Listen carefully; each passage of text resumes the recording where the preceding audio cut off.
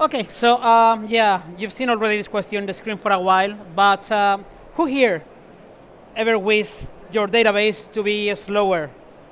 It's like, damn, my database is ingesting data too fast. Can we slow it down? It's not something you typically ask for. And how excited do you get when you get a new database which is storing data in its own format? And if you need to join the data with your existing data, you need to write a new exciting job for transforming and loading and re-ingesting and duplicating your data. Exciting, yeah? Thank you, thank you. So yeah, not really. And I'm going to be speaking today about fast databases. And those two questions are important, I believe, because fast databases allow you to actually ingest fast data, but typically, they don't play well with sharing the data with other data stores. And that's one of the things we see are changing, together with a few other things on the landscape of fast databases. I work for QuestDB. We are an open source fast time series database. And we've seen some trends on where fast databases are going. And I want to share with you why we see that and what we think is going to happen in the next few years on fast databases. So when I speak about a fast database, there is not an official definition. This is my talk, so this is my definition.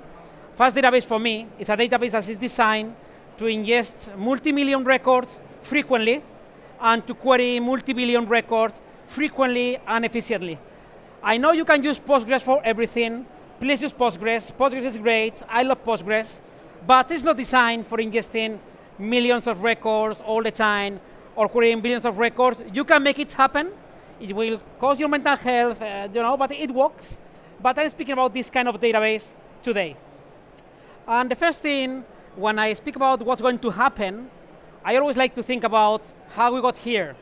And when I talk about the past of databases, I don't know about you, I see some white hair over here. And in the past, when I was starting in software, every time something was slow, it was the database. It's like, yeah, oh, something is slow, oh, the database. You add some cache, optimize some query, add some index, remove some index, do whatever. It was the database. Because that's it. I mean, databases were not designed to be fast. 20, 30 years ago, we didn't have Twitter. We didn't have cell phones. We didn't have the need for streaming data.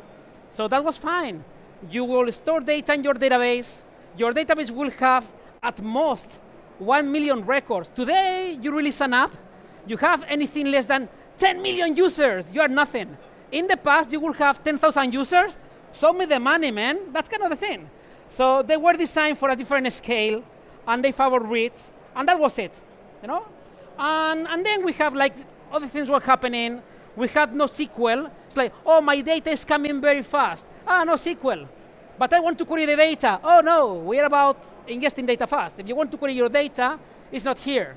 And then you have OLAP databases. In the past, you have also data warehouses that were super expensive, and no one could afford it for telcos and banks. But then you have OLAP databases, analytical databases, that were very fast for querying large amount of data, but were designed for ingesting data in batch.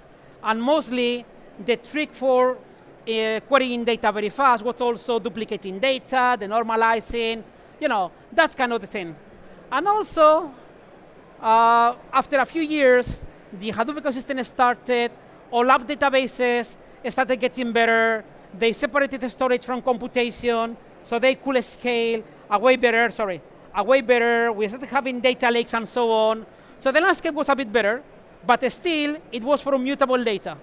It was for data that you will not change, because making the thing go fast was so difficult that changing the file with the data was very costly.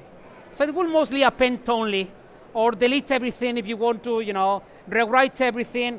Really not fun. That's kind of the thing. And if you think about the streaming data doesn't fit this. Streaming data, by definition, probably, needs to be fresh. If you're ingesting data about, sensors in a device, you probably want to query if there is a problem with the engine right now. Not yesterday. It's like, oh, it seems yesterday this engine was overheating.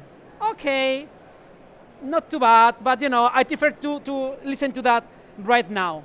And the same thing, when you are working with streaming data, the data is probably never complete. It's probably never correct. I mean, because data is updating all the time, it's going to be coming in batches, it's going to be coming so you need to have a way to update data, you need to have a way to work with recent data, and that's why time series databases and other real-time databases were born. A few years ago, the OLAP landscape was not good enough for streaming, so we needed a new type of database that could deal with these things, that could deal with working with fast-moving data, and could give you good aggregations, at the very least, on the recent data. If you have historical late data, probably it's going to be slower. Some databases will just drop the historical data. It's like, no, I'm built just for the recent data. That's fine. But but they are very efficient for working with fast data. That's kind of the thing. So one of those databases, and I'm going to be speaking for a little bit about that here, is QuestDB. QuestDB is the database I work for. We are an open source project, Apache 2.0, so you can do anything you want for that. I want to pay you money. We are open source. Sorry about that. If you really want to pay money, we have an enterprise version, but I'm not speaking about that today. I'm speaking about open source. So we have a few contributors, 100-something contributors. We've been around for the past 10 years. And yeah, it's a pretty fast database. And basically, we are a columnar data store. So we store data in columns. So when you query the data, we only have to read the column files that we need to. We partition everything by timestamp. And we are a bit unique. We store everything physically by ascending timestamp. Then reading data sequentially is very fast. So we don't use indexes, because things are already sorted by timestamp on the disk. It's very easy to find. We have a predictable ingestion rate. Imagine you have a server, and you are running a lot of queries, and they are heavy queries, and the database engine is slowing down. Typically, the ingestion will also slow down. With time series, you don't want to do that. It's important to be always open for writes, even if the queries are going slow. So we separate writes and reads, so we are always open for that. We support a few things, but I'm not here to speak about this right now.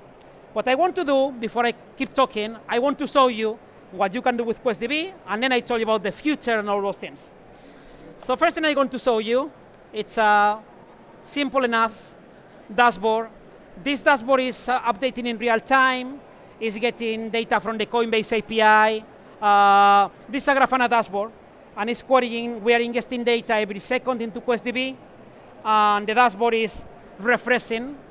It doesn't look very impressive, just for you to get the idea what kind of use cases we cover. We cover financial data, we cover IoT, we cover aerospace. Those kind of use cases are very cool for fast-moving data. So this is a dashboard, but we have a demo machine which is available, it's accessible by everyone. In this demo machine, we have the data set that is powering that demo. The data set has 900 million rows. If I query again, the number is growing because, as I told you, we are getting new data every second or so. And we can do interesting things. A part of storing data quickly, we have this kind of syntax. Imagine you want to aggregate by time, not group by anything, but group by 1 minute interval. So I can do that.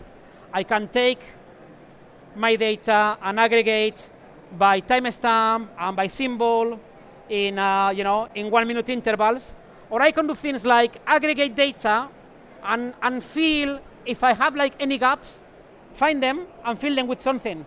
Could be with a null value, could be with linear interpolation, could be with the previous value. So at some point, I'm sure I will have some, here. So here, in this particular minute, for this particular symbol, I didn't have any data, so I can find it, and I can do whatever I want to do with that. And of course, I can add here other columns. So now I have more rows because I'm grouping by time and by a new column. You get the idea. That's the kind of thing you can expect, and this is fast. I have another data set. It's 1.6 billion records. 1.6 billion records on big data is nothing, but for a Postgres will be I don't know, it's already like, I can do it, but I don't know. So yeah, it's kind of big. So I can do something like, I don't know, I can do a full scan to get the average amount for all the trips, 1.6 billion records. How long it will take your database? I don't know. How long it take QuestDB? It's 200 milliseconds to query 1.6 billion records, scan the data, aggregate, no indices, no caching, no whatever. So that's the kind of database I'm talking about today, and that's what we have. I think it will be cool because you only saw how we are reading data. Would you like to see how we ingest data fast? Okay then. Since you ask nicely, so I have a demo here somewhere. I have a template, by the way, time series. It's on the slides, but I have this template, time series stream analytics template, in which you can start with Docker Compose, and it will start Apache Kafka, it will start QuestDB, it will start Grafana, it will start a few other things around, and then I give you Jupyter notebooks, so you can play with the data. You can ingest data, you can run machine learning on top of that, blah, blah, blah. So I started this on an Amazon machine with 16 CPUs today, and I'm going to run one of the scripts. I'm going to start ingesting data. How many million rows do you want me to ingest? 10 million, 20 million, 50, 60 million records? Okay, 60 million records. So I'm going to ingest 60 million records in one table with the same shape I saw. Trading data, I'm just taking 1 day of data and I'm replaying again, but without any delays. So I'm going to be sending 60 million records. It will take a while. It will take a few seconds. It's not magic, okay? It's just engineering. So while I'm ingesting the data now, I can go to this dashboard that should refresh every 2 seconds. And while we are ingesting 60 million records, we can still see we are querying data. Each of these charts here is just a SQL query. So I'm just running SQL on top of the dashboard. But if I go to my web console here, not here, but if I go here to my web console in the demo, I already ingested 46 million rows. And if I aggregate per second, you can see on a typical second, I'm ingesting 1.5, 1.4 million records. That's kind of the thing. That's running like, on a 16 CPUs machine with Kafka, with everything. So that's the kind of thing I'm talking about. Okay, this is the kind of database, and that's a little bit to show the thing. So I'm going to tell you a little bit about how we design the database and why we are changing that for the future, because it looks like it looks nice, it looks like it's powerful. It's not enough. So I will tell you why. So in order to make this work, the first thing we do is, like everybody else, we have a write-ahead log. The concept is very simple. Every time there is a change for the database, an insert, an update, dropping a column, creating a new column, whatever, every time there is a change, we keep track of the change and we store it in one file. In our case, since we have a database, and typically we have multiple connections, in this case, for example, to ingest the 60 million records, I was using 6 parallel clients sending data at the same time. So for each different connection, we have a different write-ahead log. We have a sequencer, which is the one orchestrating that there are not conflicts and so on. But eventually, data gets written to a write-ahead log, and after it's there, then we store the data in columnar format. So in the write-ahead log, it's just the changes, and then we store into the columnar storage. The columnar storage is divided in partitions. Here, for example, I have daily partitioning.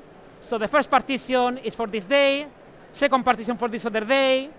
Inside the partitions, I have one file per column. Well, if I have a fixed size type, like an integer or a float, have only one file per column. If I have a variable size type, like a bar chart or a string, then I have to keep 2 files, one with the data and one with the offset, so I know where each column is starting and so on.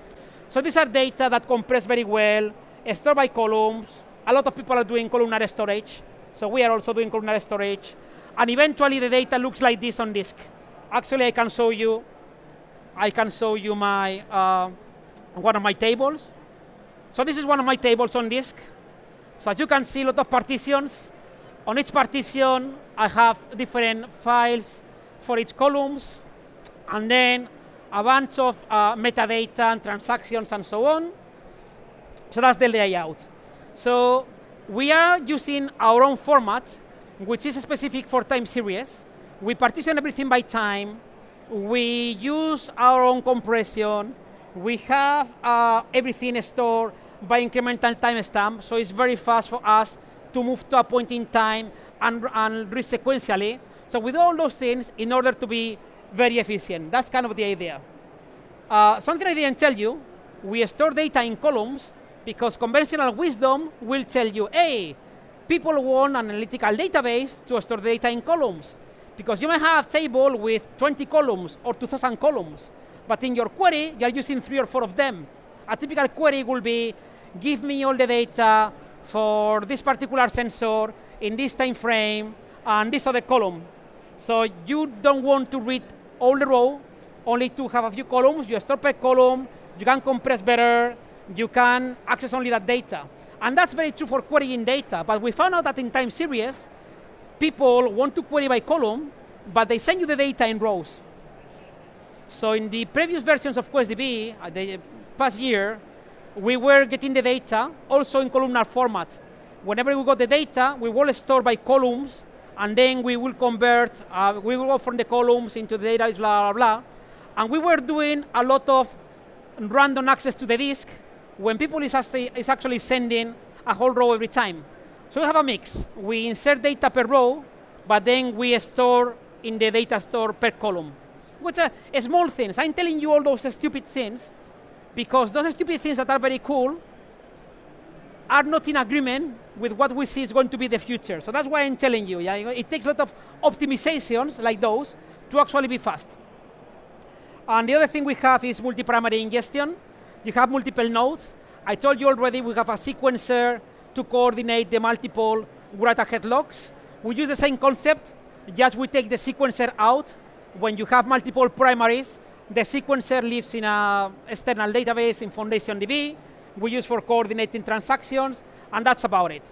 So we were thinking, okay, have a database, which is very fast, which is very flexible, it has SQL extensions, it has multi-primary ingestion, open source, thousands of users paying nothing to QuestDB because it's open source, using the database. It's cool. I mean, we got to a point in which we really thought, now it's time to add incremental things. We already finished with the architecture. We have everything written off. We can do everything. Just, add more functions. Just improve the small things, improve backups, snapshots, whatever. It was like, this is the time. But then we started listening to users and seeing what they were trying to do. And it's like, you know what? It's a good database, but we saw a few patterns that made us rethink the state of the world. Because I told you before, the reason why database exists, fast databases exist, is because analytical databases had a lot of constraints. They couldn't work with fast data. They couldn't update data. But then we saw that analytical databases were changing.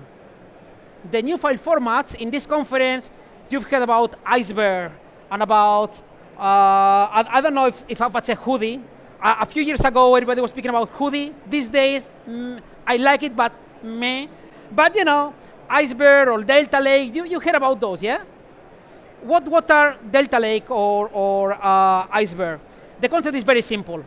When you have a big Parquet file or org file, one of these formats, those files are not designed to be updated in place.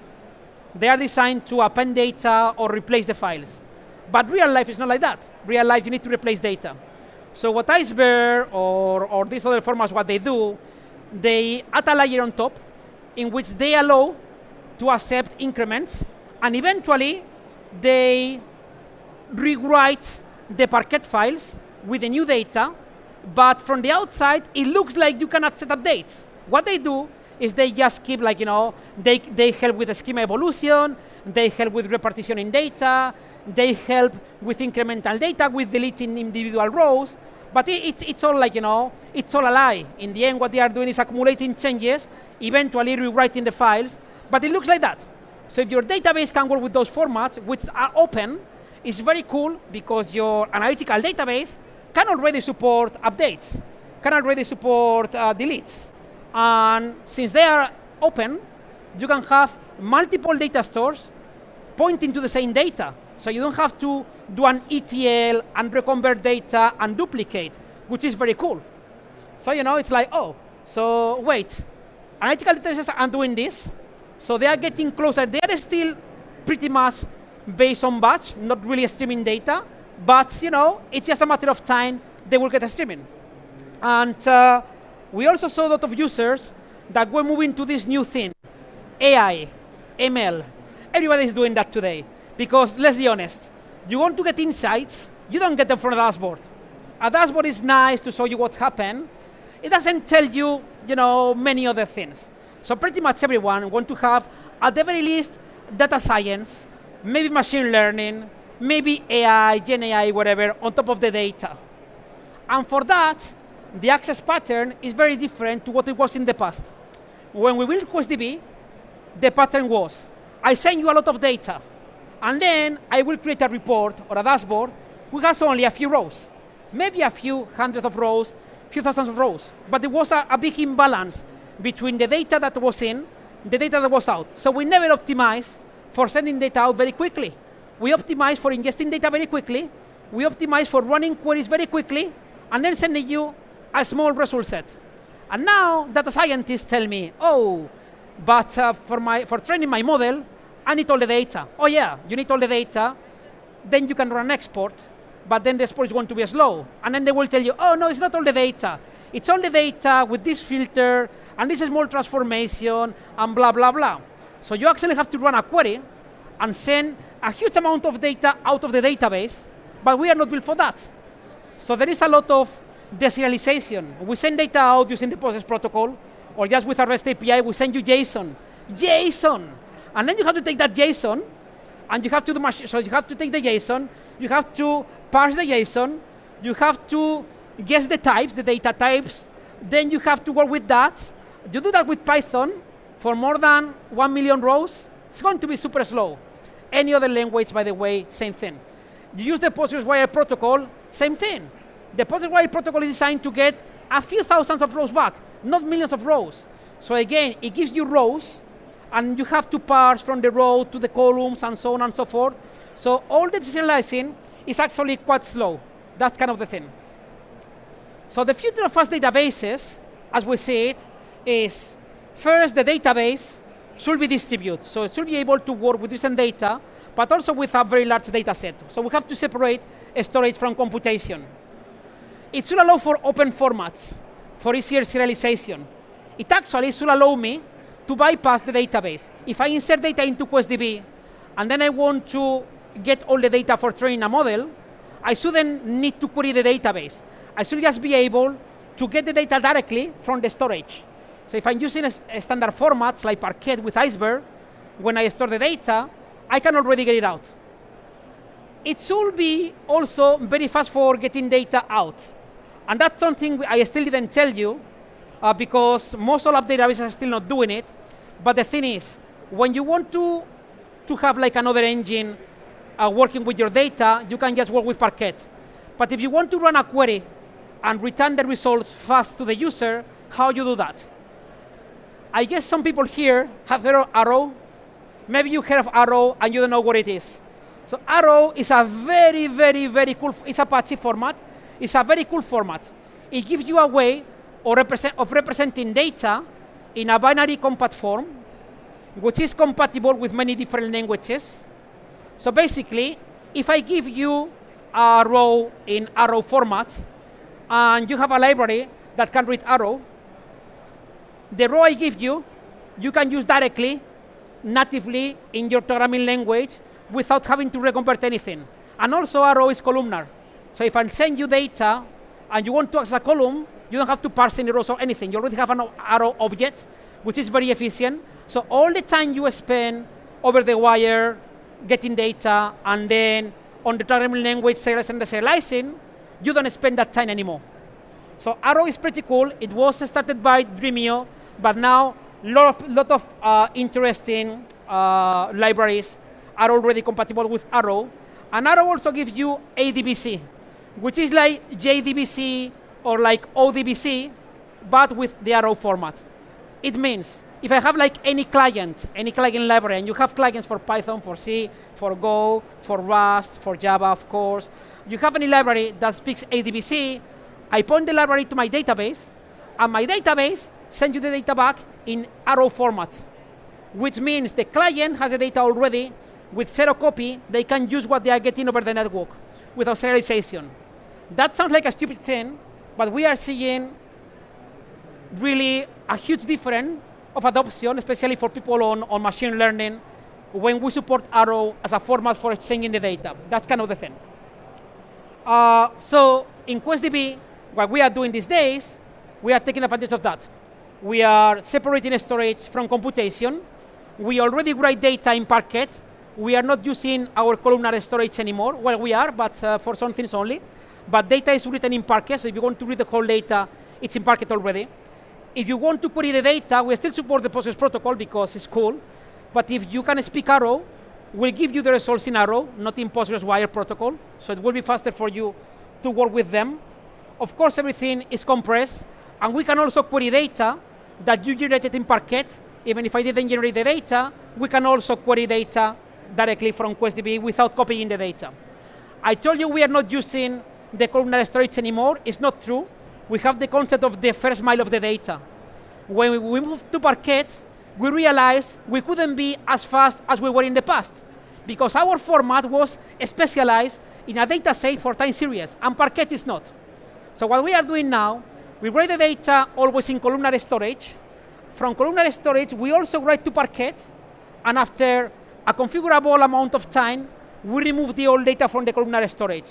So when you run a query, all the recent data, you don't care about that, but the engine reads the recent data from our columnar format, which is very efficient. The data which is older than that, it has to read from Parquet. It's a bit slower, but it's transparent for you. And with that, we get the balance of being very fast for the data we specialize, but very compatible with the rest of the ecosystem. And that kind of is working for us pretty well. So now we call this we have to put names to everything. We are not good at naming, so we call it the type 3 database. What is the type 2? Don't ask me. But we are type 3 database that now, we can work with internal storage, external storage. Hey, some people are calling the ice lake, so I prefer the type 3. Anyway, so we have internal storage, external storage, Arrow, Postgres, whatever. I need to be wrapping up, but I want to show you just very quickly how this looks like.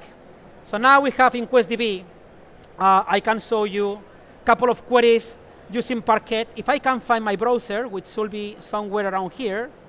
Browser, where are you? Here.